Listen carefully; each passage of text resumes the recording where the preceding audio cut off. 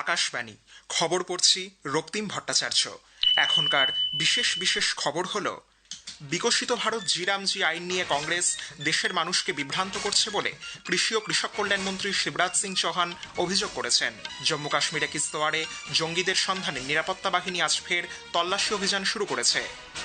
বিজেপির সর্বভারতীয় সভাপতি নির্বাচনের জন্য মনোনয়নপত্র জমা দেওয়ার প্রক্রিয়া আজ শুরু হচ্ছে। সুইজারল্যান্ডের দাভোসে আজ থেকে ওয়ার্ল্ড ইকোনমিক ফোরামের 56তম বার্ষিক বৈঠক শুরু হচ্ছে। কেন্দ্রীয় মন্ত্রী অশ্বিনী বৈষ্ণব, প্রহ্লাদ যোশী এবং কে রামমোহন নাইডুর সেদেশে দ্বিপাক্ষিক বৈঠকে অংশ নেওয়ার কথা। গাজায় শান্তি রক্ষার্থে তৈরি বোর্ড অব পিসে অংশ নেওয়ার জন্য প্রধানমন্ত্রী নরেন্দ্র মোদীকে আমন্ত্রণ জানিয়েছেন মার্কিন রাষ্ট্রপতি ডোনাল্ড ট্রাম্প। আসছি বিস্তারিত খবরে। কৃষি ও কৃষক কল্যাণ মন্ত্রী শিবরাজ সিং চৌহান বিকশিত ভারত জি আইন নিয়ে দেশের মানুষকে বিভ্রান্ত করার জন্য কংগ্রেসের বিরুদ্ধে অভিযোগ করেছেন। নতুন দিল্লিতে আজ এক সাংবাদিক সম্মেলনে শ্রী চৌহান বলেন, মনরেগার অধীনে কংগ্রেস যে অধিকার দিয়েছিল তা কেবল কাগজেই সীমাবদ্ধ ছিল। কংগ্রেস তার ধারণা, আদর্শ এবং নীতি পরিত্যাগ করেছে এবং দেশের উন্নয়ন বা দরিদ্রদের কল্যাণের সঙ্গে তাদের কোনো সম্পর্ক নেই বলেও মন্ত্রী অভিযোগ করেন। এই আইন সারা দেশে বাস্তবায়িত হবে এবং প্রতিটি গ্রাম পঞ্চায়েতের আওতায় আসবে বলে শ্রী চৌহান মন্তব্য করেন। মন্ত্রী বলেন, বিকশিত ভারত জি আইন প্রতিটি গ্রামীণ পরিবারকে আগের 100 দিনের পরিবর্তে কমপক্ষে 125 দিনের মজুরি ভিত্তিক কর্মসংস্থানের নিশ্চয়তা দেবে। মোদী সরকারের অধীনে 25 কোটি মানুষ দারিদ্র্য থেকে মুক্তি পেয়েছেন বলেও মন্ত্রী জানান। 100 दिन के बजाय 125 दिन के काम की गारंटी अगर दी है तो विकसित भारत जी योजना के अंतर्गत दी गई है और केवल काम का अधिकार नहीं दिया है। 15 दिन के अंदर बेरोजगारी भत्ता देना पड़ेगा।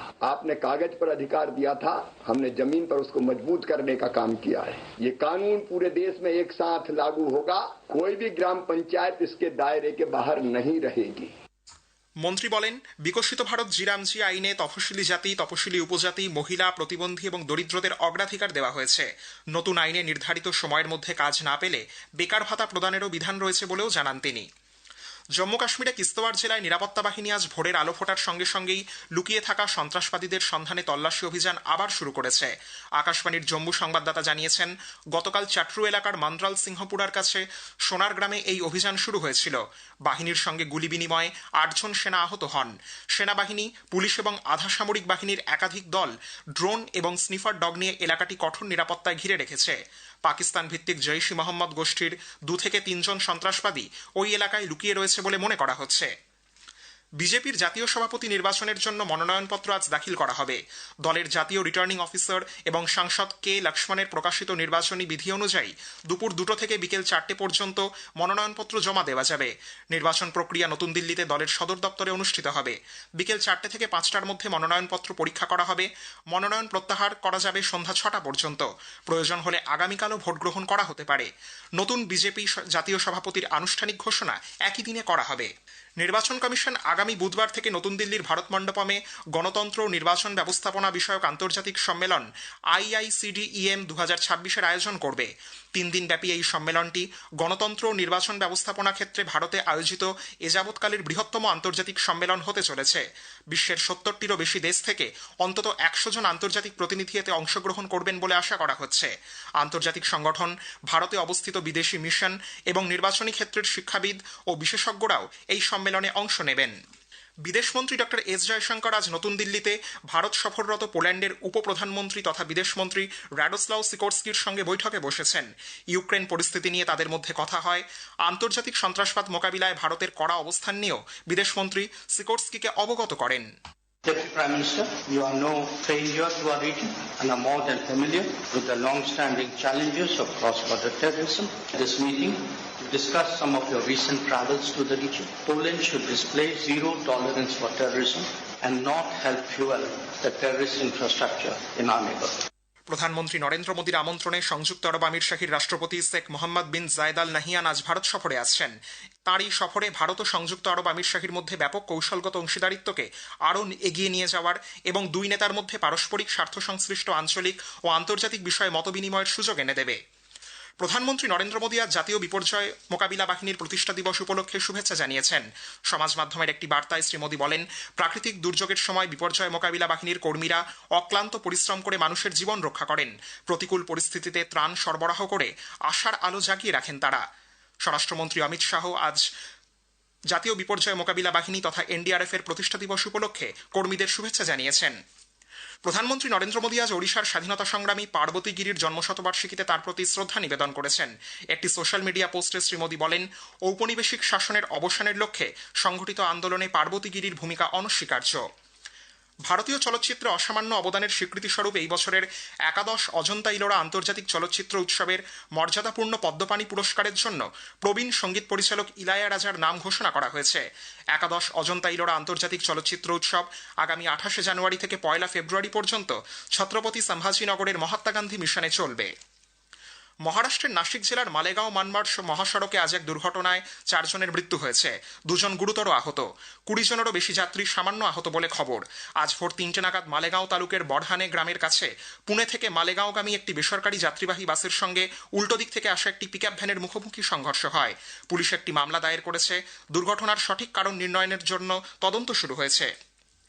প্রধানমন্ত্রী নরেন্দ্র মোদী আগামী রবিবার 25 জানুয়ারি আকাশবাণীতে মন কি বাত অনুষ্ঠানের মধ্য দিয়ে দেশ বিদেশের মানুষের সঙ্গে তাঁর চিন্তাভাবনা ভাগ করে নেবেন। এটি হবে মাসিক এই বেতার অনুষ্ঠানের 130তম পর্ব। আকাশবাণী ও দূরদর্শনের সবকটি চ্যানেলে সকাল 11টা থেকে এই অনুষ্ঠান শোনা যাবে। খবর শুনছেন আকাশবাণী থেকে।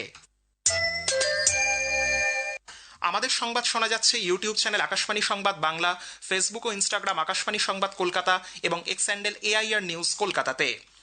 সুইজারল্যান্ডের দাভোসে আজ থেকে শুরু হচ্ছে ওয়ার্ল্ড ইকোনমিক ফোরামের 56তম বার্ষিক বৈঠক। সমগ্র বিশ্ব থেকে 3000 প্রতিনিধি এই বৈঠকে যোগ দেবেন। 5 দিনব্যাপী এই সম্মেলনে যোগ দিতে বর্তমানে সেখানে রয়েছেন 100 জন ভারতীয় মুখ্য কার্যনির্বাহী আধিকারিক ও প্রশাসনিক প্রতিনিধি দল। কেন্দ্রীয় মন্ত্রীদের মধ্যে অশ্বিনী বৈষ্ণব, প্রহ্লাদ যোশী ও কে রামমোহন নাইডুর সেদেশে দ্বিপাক্ষিক বৈঠকে অংশ নেওয়ার কথা রয়েছে। এর পাশাপাশি বিনিয়োগের সম্ভাবনা বাড়াতে মহারাষ্ট্র, অন্ধ্রপ্রদেশ, মধ্যপ্রদেশ, আসাম ও ঝাড়খণ্ডের মুখ্যমন্ত্রীরা উক্ত অনুষ্ঠানে বিনিয়োগকারীদের কাছে তাদের নিজ নিজ রাজ্যের প্রতিনিধিত্ব করবেন। প্রধানমন্ত্রী নরেন্দ্র মোদীকে গাজায় শান্তি রক্ষার্থে তৈরি বোর্ড অব পিসে অংশ নেওয়ার জন্য আমন্ত্রণ জানিয়েছেন মার্কিন রাষ্ট্রপতি ডোনাল্ড ট্রাম্প। ভারতে মার্কিন দূত সার্জিও গোর সমাজ মাধ্যমে মোদীর উদ্দেশ্যে লেখা ট্রাম্পের একটি চিঠি প্রকাশ করেছেন। ট্রাম্প সেই চিঠিতে বলেছেন, মধ্যপ্রাচ্যে শান্তি ফেরাতে ও বিশ্বে সংঘাত নিরসনের চেষ্টায় তার উদ্যোগে প্রধানমন্ত্রী নরেন্দ্র মোদীকে আমন্ত্রণ জানাতে পেরে তিনি সম্মানিত। উল্লেখ্য, ট্রাম্প গাজা সংঘাত অবসানের লক্ষ্যে তার ঘোষিত 20 দফা শান্তি পরিকল্পনার দ্বিতীয় ধাপ বাস্তবায়নের জন্য এই বোর্ড অব পিস গঠনের কথা ঘোষণা করেছেন। গ্রিনল্যান্ড অধিগ্রহণ করার বিষয়ে মার্কিন রাষ্ট্রপতি ডোনাল্ড ট্রাম্পের মন্তব্যের প্রেক্ষিতে ইউরোপের বিভিন্ন দেশের রাষ্ট্রপ্রধানরা ইউরোপের কৌশলগত, অর্থনৈতিক ও নিরাপত্তা স্বার্থের কথা উল্লেখ করে গ্রিনল্যান্ড ও ডেনমার্কের রাজতন্ত্রের সার্বভৌমত্বের প্রতি তাদের সমর্থনের কথা পুনর্ব্যক্ত করেছেন। ইউরোপীয় কমিশনের president Ursula von der Leyen X হ্যান্ডেলে বলেছেন, তিনি ন্যাটো মহাসচিব মার্ক রুটে এবং ফ্রান্স, ব্রিটেন, জার্মানি ও ইতালির রাষ্ট্রপ্রধানদের সঙ্গে ক্রমবর্ধমান উত্তেজনা পরিস্থিতি নিয়ে আলোচনা করেছেন। এদিকে ন্যাটো মহাসচিব মার্ক রুটে গতকাল ট্রাম্পের সঙ্গে গ্রিনল্যান্ড এবং আর্কটিক অঞ্চলের নিরাপত্তা নিয়ে কথা বলেছেন বলে জানিয়েছেন। সিরিয়ার সরকার কুর্দি নেতৃত্বাধীন সিরিয়ান ডেমোক্রেটিক ফোর্সেসের সঙ্গে দেশব্যাপী যুদ্ধবিরতির ঘোষণা করেছে। 2 সপ্তাহের লড়াইয়ের অবসান ঘটিয়ে 14 দফা চুক্তির অঙ্গ হিসেবে SDF সিরিয়ার সেনা ও সরকারি প্রতিষ্ঠানের অন্তর্ভুক্ত হবে। ইরানে প্রশাসনের পক্ষ থেকে জানানো হয়েছে, দেশে চলতি মাসে প্রতিবাদ বিক্ষোভের জেরে অন্তত 5000 জনের মৃত্যু হয়েছে, এর মধ্যে 500 জন নিরাপত্তা কর্মী। সরকারি সূত্র অনুযায়ী প্রকাশিত এই মৃত্যুর সংখ্যা দেশব্যাপী বিক্ষোভের ঘটনায় সর্বোচ্চ। চীনের ইনার মঙ্গোলিয়া স্বায়ত্তশাসিত অঞ্চলের একটি ইস্পাত কারখানায় বিস্ফোরণের ঘটনায় অন্তত 2 জন প্রাণ হারিয়েছেন, 5 জন নিখোঁজ। স্থানীয় সূত্রে জানা গেছে, গত সন্ধ্যায় বাউতুও শহরের একটি বিরল মৃত্তিকা ইস্পাত প্লেট কারখানার ভেতরে উচ্চ তাপমাত্রায় জল ধারণের জন্য তৈরি একটি স্টোরেজ ট্যাঙ্কে বিস্ফোরণ হয়। বিস্ফোরণের অভিঘাতে সংলগ্ন বাড়ির জানলা ভেঙে যায়। চিকিৎসার জন্য 66 জনকে হাসপাতালে ভর্তি করা হয়েছে। পাকিস্তানে করাচির গুল প্লাজা শপিং মলে ভয়াবহ অগ্নিকাণ্ডে মৃতের সংখ্যা বেড়ে হয়েছে 14। এখনও 70 জন নিখোঁজ বলে জানা গেছে। দক্ষিণ স্পেনে গত সন্ধ্যায় 2টি দ্রুতগতির ট্রেনের সংঘর্ষের জেরে কমপক্ষে 39 জনের মৃত্যু হয়েছে, আহত 73 জন। রেল সূত্রে খবর, অ্যাডামুস শহরে একটি দ্রুতগতির ট্রেন লাইনচ্যুত হলে পাশের একটি ট্র্যাকে গিয়ে পড়ে। উল্টো দিক থেকে আসা একটি ট্রেনও লাইনচ্যুত হয়। ট্রেনের বগিতে আটকে থাকা যাত্রীদের খোঁজে তল্লাশি চালাচ্ছেন উদ্ধারকর্মীরা। শেষ করার আগে খবরের বিশেষ কিছু অংশ আরও একবার। বিকশিত ভারত জি-রামজি আইন নিয়ে কংগ্রেস দেশের মানুষকে বিভ্রান্ত করছে বলে কৃষি ও কৃষক কল্যাণ মন্ত্রী শিবরাজ সিং চৌহান অভিযোগ করেছেন। জম্মু কাশ্মীরে কিস্তওয়াড়ে জঙ্গিদের সন্ধানে নিরাপত্তা বাহিনী আজ ফের তল্লাশি অভিযান শুরু করেছে। বিজেপির সর্বভারতীয় সভাপতি নির্বাচনের জন্য মনোনয়নপত্র জমা দেওয়ার প্রক্রিয়া আজ শুরু হচ্ছে। খবর শেষ হলো, এরপরেই শুনবেন স্থানীয় সংবাদ।